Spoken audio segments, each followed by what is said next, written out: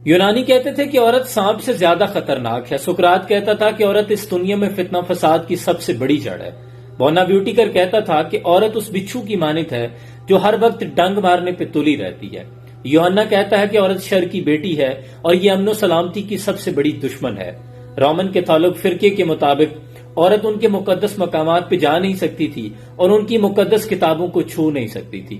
عیسائیوں کی سب سے بڑی حکومت رحمت الکبریٰ میں عورتوں کے ساتھ لونڈیوں سے بدتر جانوروں جیسا سلوک کیا جاتا تھا، اور زمانے جاہلیت میں اسی عورت کو عربوں میں پیدا ہوتے ہی زندہ درگو کر دیا جاتا تھا. لیکن پھر اللہ نے اس کائنات پر رحمت کی.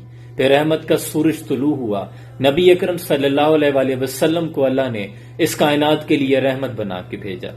جس سہانی گھڑی چمکا طیبہ کا چاند، اس دل افروز ساتھ پہ لاکھوں سلام. اور جن کے آنے سے مرجھائی کلیاں کھلی، اس کلے باد منبت پہ لاکھوں سلام. جن کے آگے تنی گردنیں جھک گئی، اس خدا داد شوکت پہ لاکھوں سلام.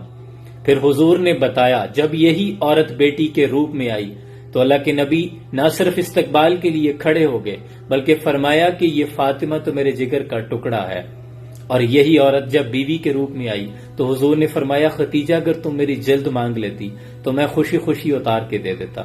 یہی عورت جب ماں کے روپ میں آئی تو حضور نے فرمایا اگر میں نماز پڑھ رہا ہوتا اور میری ماں آواز دیتی محمد صلی اللہ علیہ وسلم تو میں نماز توڑ دیتا، ماں کی خدمت میں حاضر ہو جاتا.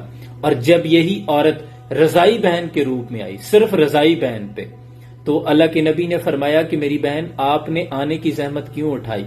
آپ حکم بھجوا دیتی میں سارے قیدی آزاد کر دیتا.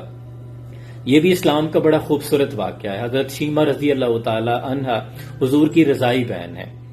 اب دیکھیں یہ وہ مقام ہے جو اسلام نے اور حضور نے عورت کو دیا. لیکن صد افسوس اگر وہی عورت آج اسی اسلام سے جس نے اس کو عزت بخشی اس سے آزادی چاہتی ہے تو اس سے بڑھ کر احسان فراموشی کیا ہوگی.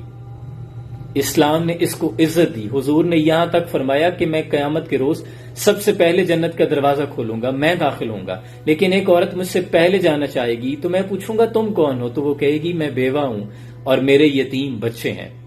اور یہی عورت اگر شوہر کا انتقال ہو جائے اور یہ خوبصورت بھی ہو لیکن بچوں کے لیے نکاح نہ کرے تو قیامت کے روز یہ میرے ساتھ ہوگی، یعنی پاک دامن بھی رہے.